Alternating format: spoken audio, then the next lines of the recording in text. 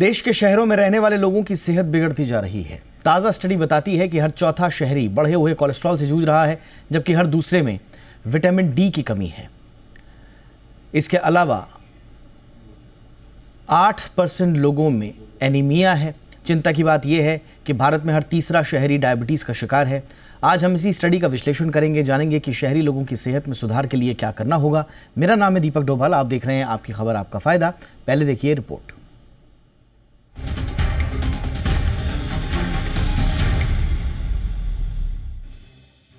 शहरों की तेज रफ्तार जिंदगी, चमचमाती रोशनी और दौड़ते भागते लोग, ये तस्वीर तो आपने कई बार देखी होगी, लेकिन इस तस्वीर के पीछे छिपी एक और हकीकत है, जो हकीकत है शहरी लोगों की सेहत से जुड़ी।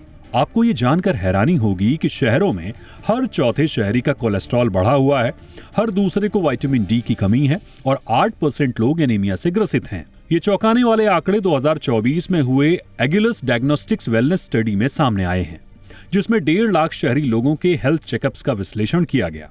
रिपोर्ट बताती है कि नॉन कम्युनिकेबल डिजीज जैसे डायबिटीज, स्ट्रोक, कैंसर और हार्ट डिजीज अब भारत के लिए एक गंभीर स्वास्थ्य चुनौती बन चुके हैं। WHO के मुताबिक भारत में लगभग 60% मौतें एनसीडीज के कारण हो रही हैं। पिछले शोधों ने पहले यह संकेत दिया था कि हर चौथा भारतीय इन बीमारियों के कारण मौत के खतरे में है, लेकिन एगिलस डायग्नोस्टिक्स वेलनेस स्टडी ने इस संकट को और गहराई से समझाया है। रिपोर्ट के मुताबिक 27% शहरी भारतीयों के HbA1c, जो खून में ग्लूकोज की मात्रा को मापता है, उसके स्तर बढ़े हुए हैं। इसका मुख्य कारण ज्यादा शुगर का सेवन, प्रोसेस्ड फूड की खपत और कम फिजिकल एक्टिविटी है। स्वास्थ्य विशेषज्ञों के मुताबिक भारत में ज्यादातर व्यक्ति को डायबिटीज है और इतनी ही संख्या में लोग डायस्लीपाइडीमिया यानी कोलेस्ट्रॉल असंतुलन से जूझ रहे हैं। यही नहीं, विटामिन डी को लेकर अब मेडिकल गाइडलाइंस बदली गई हैं, जिनमें विटामिन डी का स्तर 10 नैनोग्राम प्रति मिलीमीटर से कम है। केवल उन्हें ही सप्लीमेंट्स लेने चाहिए। जिनके स्तर 10 से 20 के बीच है, उन्हें हड्डियों या इम्यूनिटी की समस्या है, उन्हें डॉक्टर की सलाह लेनी चाहिए। जिनके विटामिन डी स्तर 20 से अधिक हैं, उनके लिए डाइट में सुधार की जरूरत है। शहरों में विटामिन डी की कमी के पीछे कई कारण हैं। स्मॉग के कारण सूरज की किरणें जमीन तक नहीं पहुंच पाती। शहरी इमारतें सूरज की रोशनी को घर के अंदर आने नहीं देती। भारतीय त्वचा में अधिक मेलानिन होता है, जो यूवी किरणों को अवशोषित करता है। स्वास्थ्य विशेषज्ञ ये भी मानते हैं कि विटामिन और मिनरल्स की कमी से इम्यूनिटी और मस्तिष्क कार्य प्रणाली कमजोर होती है। थायराइड और लिपिड असंतुलन जैसी समस्याएं अक्सर तब तक ध्यान में नहीं आती जब तक ये गंभीर नहीं हो जाती। ऐसे में एनसीडीज से बचाव के लिए जीवन शैली में बदलाव जरूरी है। विटामिन डी की कमी को पूरा करने के लिए धूप में समय बिताएं, संतुलित आहार लें, प्रोसेस्ड फूड और शुगर का सेवन कम करें, नियमित व्यायाम करें, हर दिन कम से कम 7 घंटे की नींद लें। ये कुछ उपाय हैं जिनके जरिए आप काफी हद तक एनसीडीज यानी नॉन कम्युनिकेबल डिजीज से बच सकते हैं। शहर की चकाचौंध भले ही देखने में सुंदर लगती हो, लेकिन इसके अंदर छिपे स्वास्थ्य संकट को अनदेखा नहीं किया जा सकता। शहरी जीवन शैली को बदलना ही इस समस्या का सबसे बड़ा समाधान है। ब्यूरो रिपोर्ट, जी मीडिया। बहुत ही खास मेहमान इस वक्त हमारे साथ जुड़ चुके हैं। स्वागत करते हैं डॉक्टर गौतम भंसाली का। जाने माने स्वास्थ्य विशेषज्ञ हैं देश के आप और सीनियर फिजिशियन हैं बॉम्बे हॉस्पिटल में। बहुत बहुत स्वागत है डॉक्टर भंसाली आपका हमारे शो पे। हमारे साथ हैं डॉक्टर अरुण के चोपड़ा, आप हार्ट मामलों के जाने माने जानकार हैं और डायरेक्टर हैं कार्डियोलॉजी फोर्टिस एस्कॉर्ट्स हॉस्पिटल में। गुड इवनिंग सर, बहुत बहुत स्वागत है डॉक्टर चोपड़ा आपका हमारे शो पे। और हमारे साथ हैं doctor Sudhir Kumar, senior neurologist Apollo hospitals Hyderabad से। डॉक्टर सुधीर कुमार सर, आपका भी बहुत बहुत स्वागत है सर शो पे। चर्चा की शुरुआत में डॉक्टर चोपड़ा आपसे करना चाह रहा हूँ, क्या वाकई में ये जो ताज़ा स्टडी आई है, हम ये मान के चलें कि high cholesterol, insufficient vitamin D, anaemia, क्या वाकई में अर्बन इंडिया एक हेल्थ क्राइसिस से गुजर रहा है सर? आई थिंक ये बात तो बिल्कुल वेल एस्टेब्लिश्ड है। इस स्टडी ने भी ये बात बताई है, ये रीजनेबली लार्ज साइज स्टडी है। इसमें 1.5 लाख मरीज थे और जैसे कि आपने बताया 25% से ऊपर लोगों को हाई ब्लड कोलेस्ट्रॉल है, डायबिटीज की प्रेवलेंस बहुत बढ़ रही है, अनीमिया काफी है। सो ये सारी चीजें काफी वेल एस्टेब्लिश्ड हैं। इनफैक्ट हमारे जो बड़े शहर हैं, अगर हम मेट्रोज पे आ जाएं, जैसे कि दिल्ली, बॉम्बे, कलकत्ता, मद्रास, हैदराबाद, बेंगलोर वगैरह, तो इनमें डायबिटीज का और हार्ट डिजीज का नंबर इनसे भी ज्यादा है।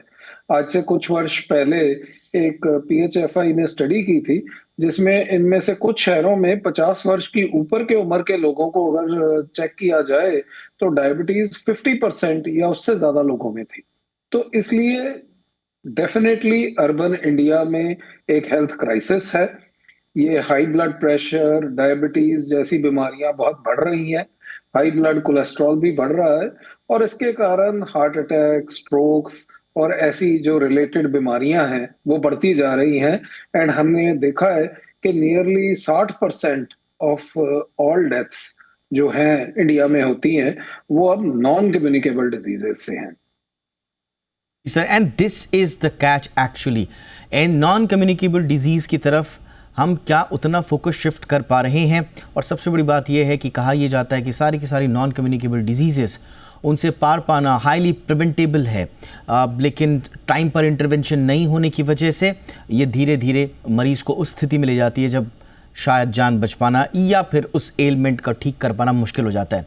चलते हैं डॉक्टर सुधीर कुमार सर के पास। डॉक्टर कुमार सर, अब जो ज़्यादा प्रेवलेंस की जो बात आती है, बार बार कोलेस्ट्रॉल और डायबिटीज़ जैसी प्रॉब्लम्स जो हैं वो वाकई में डायग्नोस हो रही हैं, और high sugar intake, sedentary lifestyle, ये सिग्निफिकेंट कंट्रीब्यूटर्स बताए जा रहे हैं। तो क्या इसे न्यू नॉर्मल मान लिया जाए कि कोलेस्ट्रॉल आ रहा है, डायबिटीज़ आ रही है, कोई बात नहीं, आप दवाई खाते रहिए और जो कर रहे हैं करते रहिए, न्यू नॉर्मल इसे मान के चलिए, या कुछ इससे ज़्यादा हट के इंटरवेंशन अब होने होंगे? Thank you. मतलब बहुत ही ये अच्छी टॉपिक है और बहुत ही सामने की जरूरत भी है।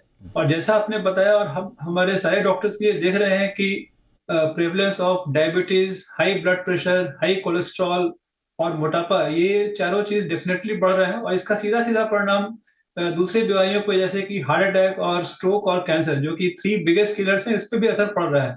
और दूसरा हम ये देखते हैं कि जो यंग मरीज हैं, पहले हम देखते थे कि हार्ट अटैक और स्ट्रोक 60 के ऊपर या 50 के ऊपर के लोगों में पाए जाते थे। आजकल 30 साल, 25 साल और इवन 20 साल यंग लोगों में हम देख रहे हैं। तो इसे हम न्यू नॉर्मल नहीं मान सकते हैं, क्योंकि देखिए, अगर हम देखेंगे ये diabetes, high blood pressure, cholesterol, मोटापा, ये सीधा सीधा हमारे डाइट और एक्सरसाइज और हमारे रहन सहन पे डिपेंड करता है। ऑलमोस्ट जहां तक अनुमान है, हम 60 से 70% केसेस को कम कर सकते हैं अगर हम डाइट पे ध्यान दें। अगर हम डाइट पे ध्यान दें तो आजकल काफी जो शुगर से जो मतलब ये चीजें हैं, जैसे सॉफ्ट ड्रिंक्स या package fruit juices, ultra process package foods, fast foods, ये सारी चीजों का खपत काफी बढ़ चुका है। और ऑनलाइन डिलीवरी हो गई तो लोग घर में खाना बना ले रहे हैं, और जो ऑयल हम यूज कर रहे हैं, ये काफी चीजें, जो हमारा जो डाइट है कार्बोहाइड्रेट हेवी है और प्रोटीन कम है। और दूसरी जो समस्या है सेडेंटरी लाइफस्टाइल की, आजकल सारे जॉब्स भी सेडेंटरी हैं, और प्लस लोग मतलब बैठ करके 2-3 घंटे तो सोशल मीडिया या ब्राउजिंग कर ही रहे हैं।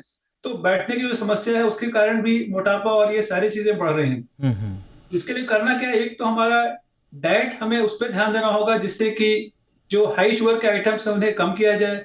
और दूसरा, एक्सरसाइज पे ध्यान देना होगा, तो बोथ एरोबिक एक्सरसाइज, स्ट्रेंथ, उस पर ध्यान देना होगा। और शहरों में एक और बड़ी समस्या पॉल्यूशन की है। तो हमें रिसर्च में देखा गया है कि पॉल्यूशन से भी सीधा सीधा diabetes, high blood pressure, heart attack और स्ट्रोक की संख्या बढ़ रहे हैं। तो ये एक बड़ी समस्या है जिसपे कि सरकार और पब्लिक दोनों को ध्यान देना होगा। एब्सोल्युटली सर, और ये आपने बहुत सही कहा कि जितने भी प्रॉब्लम्स हैं वो लगातार बढ़ती जा रही हैं, और इनफैक्ट उसके नए नए सोर्सेस बढ़ते जा रहे हैं।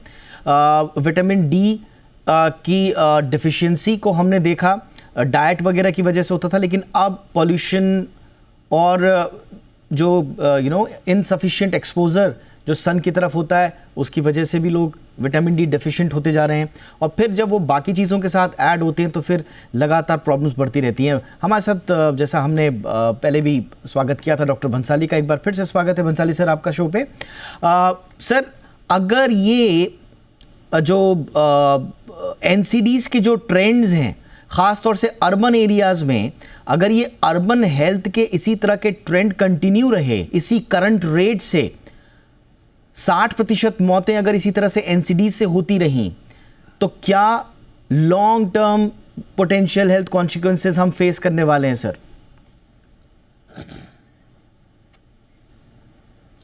डेफिनेटली दीपक जी, पहली बात तो आपने एक इतना अच्छा टॉपिक उठाया, वही उसके लिए आपको बहुत बहुत धन्यवाद। एक तरफ तो पूरा वर्ल्ड कम्युनिकेबल डिजीज़ की वजह से परेशान है। पहले हम लोग कोविड से बाहर निकले, अभी HMPV जैसे जो इतना भयावह नहीं है, बट एक के बाद एक कम्युनिकेबल डिजीज़ जो है या सीजनल बीमारियां होती है उससे परेशान हो रहे हैं। और उससे ज़्यादा अभी जो प्रॉब्लम है या काफ़ी समय से प्रॉब्लम चल रही है लेकिन वो नोटिस्ड नहीं थी या इस तरह से स्टडीज़ नहीं आई थी, नॉन कम्युनिकेबल डिजीज़, जैसे चाहे वो हार्ट की बीमारी हो, चाहे वो स्ट्रोक की बीमारी हो, चाहे वो किडनी की बीमारी हो या चाहे कैंसर की बीमारी हो। और ये सबका अगर आप डिटेल में जाके देखें तो सबका रीज़न एक ही मालूम पड़ता है, वो है लाइफस्टाइल। आज आदमी की जो लाइफस्टाइल जिस तरह से हो गई है उसकी वजह से हिंदुस्तान हमारा डायबिटीज़ का कैपिटल बन चुका है, वर्ल्ड का कैपिटल बन चुका है। आज हिंदुस्तान हमारा डिस्लिपिडीमिया मतलब हाई कोलेस्ट्रॉल और हाई ट्राइग्लिसराइड का वर्ल्ड कैपिटल बन चुका है। आज हमारा हिंदुस्तान फैटी लिवर का, अगर आप वो केसेस देखें तो भी वर्ल्ड में हाईएस्ट केसेस हमारे हिंदुस्तान में मिलेंगे। ऑल्दो हमारी पॉपुलेशन भी ज़्यादा है लेकिन फैटी लिवर के भी केसेस मिलेंगे। सो इस तरह से जो ये नॉन कम्युनिकेबल डिजीज़ के केसेस जिस तरह से बढ़ते जा रहे हैं, हाई चांसेस होते हैं हार्ट अटैक आने के, ब्रेन अटैक आने के, किडनी प्रॉब्लम होने के, जो हमको साइलेंटली पता नहीं चलता। ये एक साइलेंट अटैक जिसे कह सकते हैं वो होने वाला है और वो होने की तरफ हम आगे बढ़ रहे हैं। अगर इनका कारण पता करें, जो ये अर्बन स्टडीज़ जो डेटाज आए हैं उनमें अगर आप ढंग से देखें, जो भी यूथ है, जो भी जो वर्किंग क्लास के लोग हैं, जो आजकल ऑफिस गोयर लोग हैं, उनका अगर लाइफस्टाइल देखो, हस्बैंड वाइफ दोनों काम करते हैं, दोनों घर पे आते हैं, लेट रात को घर पे आते हैं, तब कोई यहाँ से ऑर्डर करता है तो कोई वहाँ से ऑर्डर करता है। अनहेल्दी फूड सबसे ज़्यादा, अनहाइजेनिक फूड सबसे ज़्यादा खाने में वो है। बेचारे काम भी 24 घंटा मर मर के करते हैं और उसके बाद खाने को अच्छा खाना उनको नहीं मिलता है। दूसरा एक्सरसाइज को, जिसको अपना एक मी टाइम कहते हैं, वो एक्सरसाइज का, वॉकिंग, स्विमिंग, जो भी एक रोज़ का आधा घंटा से 45 मिनट भी निकालना चाहे तो वो भी निकाल नहीं पाते। और तीसरा जो सबसे बड़ा रीज़न है, लैक ऑफ स्लीप, नींद बराबर नहीं रहना। जो एक नॉर्मल व्यक्ति के लिए 6 to 8 आवर्स साउंड स्लीप होनी चाहिए, वो सारी चीज़ें नहीं होती है। और वो नहीं होने के, साउंड स्लीप नहीं होने की वजह से अब जो भी उनके मेटाबॉलिक पैरामीटर अगर आप देखेंगे तो सारे डिस्टर्ब मिलते हैं यंग एज के अंदर। आजकल कार्डियक इवेंट या स्ट्रोक के इवेंट या अनकंट्रोल्ड डायबिटीज़ के इवेंट ज़्यादा मिल रहे हैं 30, 35, 40, 45, 50 साल की उम्र के अंदर। एक बार आदमी 50 क्रॉस कर जाता है तो उसके बाद तकलीफें फिर भी कम आती है। ये ट्रेंड जो है ये एक बहुत ही चिंताजनक है। जैन जी से लेकर के जैन अल्फा बीटा सबके लिए ये एक बहुत बड़ा घातक चीज़ है और चिंताजनक है, जिसके बारे में हमको बहुत ही जल्दी सोचना चाहिए, जो बहुत ही जल्दी कुछ कदम उठाने चाहिए। Absolutely sir. तो ये वार्निंग्स हैं फ्यूचर के लिए, अगर जल्द कदम ना उठाए गए तो हमें कॉन्सिक्वेंसेस भुगतने पड़ेंगे।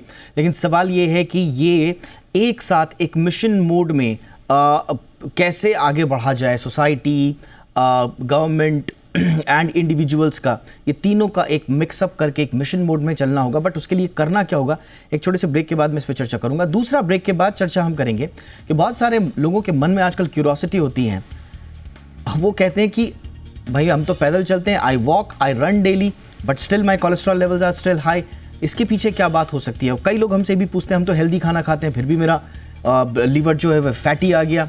इसी तरह से हम एनेमिक हो गए, हम तो स्मोक नहीं करते, ड्रिंक नहीं करते साहब, एक्सरसाइज करते हैं, स्टिल वी आर एनेमिक। तो इस तरह की क्यूरोसिटी है जो लोगों के मन में एक अजीब सा भय के साथ साथ चिंताएं भी पैदा कर रही हैं कि अच्छी लाइफस्टाइल के बावजूद ये गड़बड़ियां क्यों आ रही हैं। इन पर भी अपने डॉक्टर से राय लेंगे एक छोटे से ब्रेक के बाद।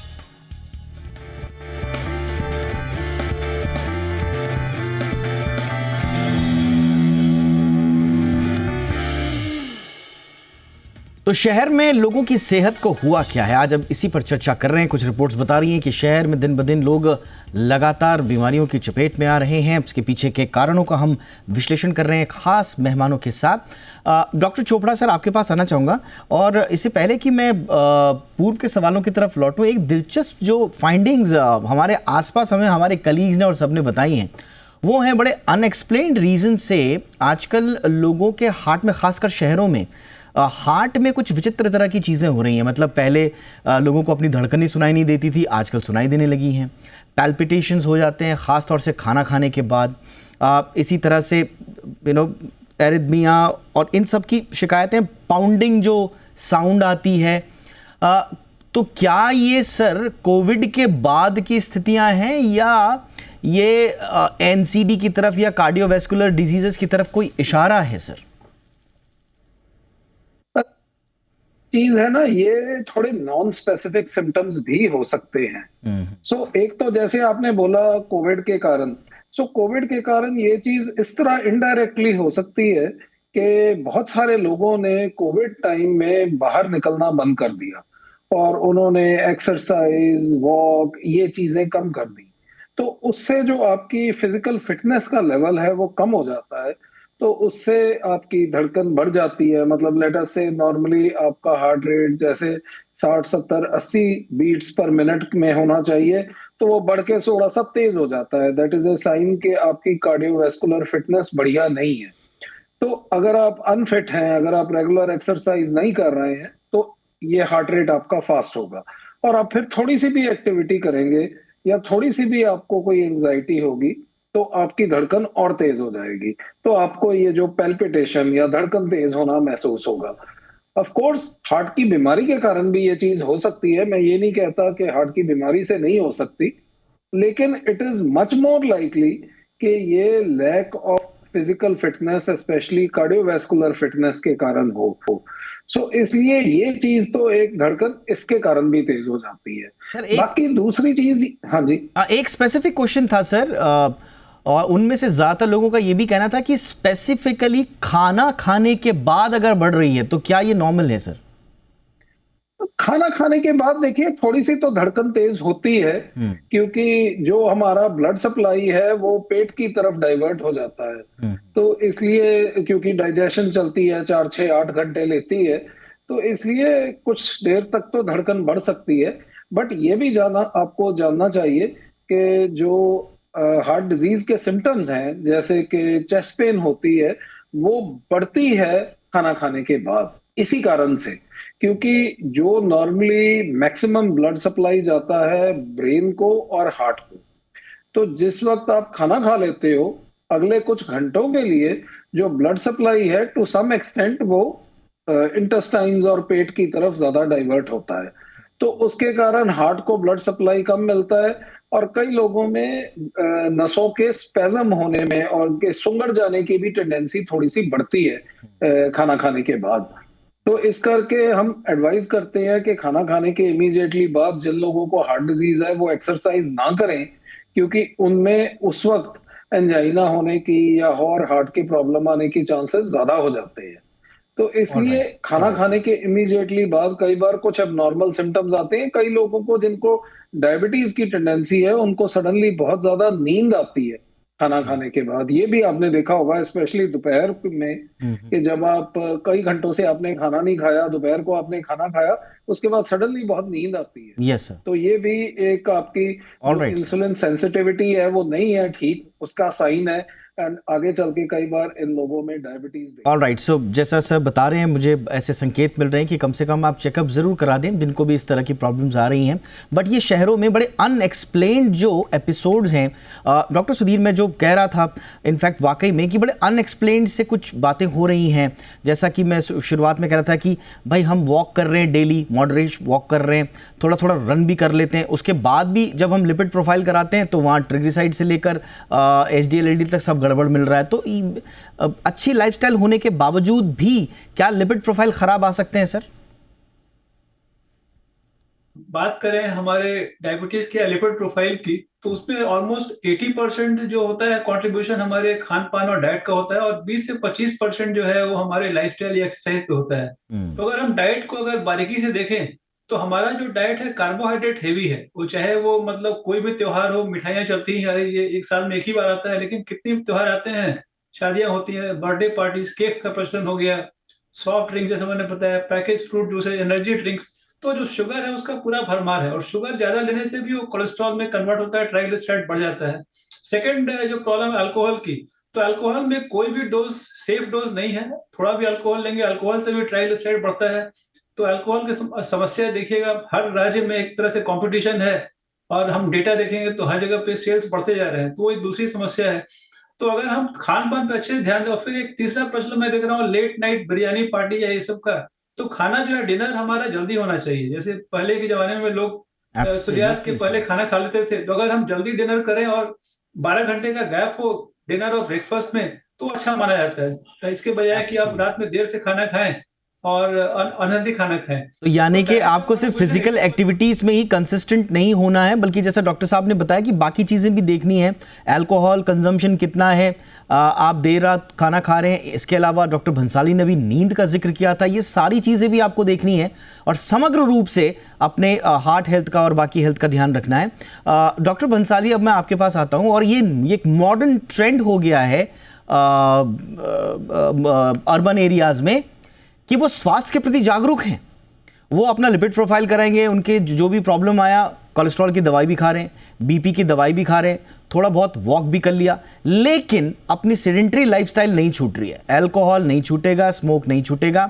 तो अगर लिपिड प्रोफाइल खराब है और मैं डेली दवा खा रहा हूं, डॉक्टर साहब ने जितनी डोज बताई है, और बीपी ठीक ठाक नॉर्मल आ गया, उस दवाई से मेंटेन्ड है, लेकिन सेडेंटरी लाइफस्टाइल नहीं गई, ये ठीक है या नहीं है सर?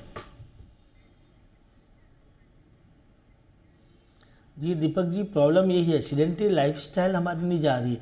अगर आप पिछले 10 साल का आंकड़ा देखेंगे, हर शहर में, चाहे वो बड़ा शहर, चाहे मुंबई हो, चाहे छोटा जयपुर हो, जोधपुर हो, पाली हो, अपना पूना हो या नासिक नागपुर हो, हर जगह पे अगर आप देखेंगे तो रेस्टोरेंट की संख्या बढ़ती जा रही है। डे बाय डे रेस्टोरेंट बढ़ रहे हैं, नए नए रेस्टोरेंट खुल रहे हैं। हर फ्राइडे सैटरडे संडे को जाके देखिए, रेस्टोरेंट में बुकिंग करवानी पड़ती, मिलता नहीं है खाली कोई भी। तो अल्टीमेटली पब्लिक तो वही है, वही लोग जा रहे हैं। कितना ही अगर वही लोग सुबह उठ के नेक्स्ट डे जिम पे जा रहे हैं, वॉक कर रहे हैं, स्विमिंग कर रहे हैं, लेकिन उसके ज़्यादा अनुपात में रेस्टोरेंट में भीड़ भड़ाका हो रहा है। हर रेस्टोरेंट में, हर सिटी में, एक बड़े शहर की बात नहीं कर रहा हूँ, छोटे शहर में भी ये हो रहे हैं। सो लाइफ स्टाइल हमारी बराबर नहीं है। हमें करना ये चाहिए कि जहाँ पार्टी हो रही है, फंक्शन हो रहे हैं, हमें जाएं, लेकिन खाना घर से खा के जाएँ। दूसरा, अगर खाना घर से खा के नहीं जाते और बाहर भी जाते हैं तो पेट को 100% नहीं भरना है। जितनी भूख होती है उसका 70% पेट को भरना है। डस्टबिन नहीं है हमारा पेट की, कुछ भी लाओ डालते रहो, शादी में गए खाते रहो, पार्टी में गए खाते रहो। हमारा पेट डस्टबिन नहीं है। जितनी भूख है उसका 70% ही खाएं। और एक सबसे बड़ा नुस्खा आपको बताता हूँ स्वस्थ रहने का दीपक जी, सूर्यास्त के बाद खाना खाना बंद करें और सूर्योदय के पहले उठे और टहलने जाए। मॉर्निंग वॉक पे जरूर जाए। वॉकिंग आपका सबसे बड़ा एक्सरसाइज है, वॉकिंग और स्विमिंग, ये 2 सबसे बड़े एक्सरसाइज है। और सूर्यास्त के बाद खाना खाना बंद करें। एक हेल्दी लाइफ का बहुत अच्छा स्टाइल है ये। अगर आप सूर्यास्त के बाद खाना खाना बंद करेंगे, आप देखेंगे आपको साउंड स्लीप आएगी, जो नींद की प्रॉब्लम है वो खत्म हो जाएगी, आपका फैटी लिवर ठीक हो जाएगा, स्ट्रोक की बीमारियां, हार्ट अटैक की बीमारियां, डायबिटीज की बीमारी, इन सब बीमारियों पे अच्छी खासी लगाम लगेगी। Absolutely sir. और कितनी छोटी सी ये बातें हैं जो हमारे तीनों डॉक्टर्स ने आज बड़े बहुत ही आसान भाषा में आपको समझाया कि कैसे आप अपनी हार्ट हेल्थ से लेकर ओवरऑल हेल्थ मैनेज कर सकते हैं सिर्फ लाइफस्टाइल में सुधार। यहाँ पर किसी डॉक्टर ने कोई दवा नहीं बोला, यहाँ पर किसी डॉक्टर ने कोई आपको बहुत बड़ा परिवर्तन जीवन में लाने को नहीं बोला। सिर्फ स्ट्रीमलाइन करनी है अपनी डेली रूटीन को, और वही है बेसिक, जिसको कहते हैं ना चमत्कार बेसिक्स में ही होते हैं। तो चमत्कार ज़रूर होंगे, बस बेसिक लाइफस्टाइल पे आ जाइए, बुनियादी बातों का ध्यान रखिए, खुश रहिए, सुखी रहिए, इसी उम्मीद के साथ thank you so much doctor Gautam Bhansali sir, वक्त निकाला आपने, thank you sir. Doctor Arun के चोपड़ा सर, बहुत बहुत शुक्रिया sir. Doctor Sudhir Kumar sir, बहुत बहुत शुक्रिया सर आपका भी हमारे शो में आने के लिए। आपकी खबर आपका फायदा में इतना ही, इजाजत दें, नमस्कार।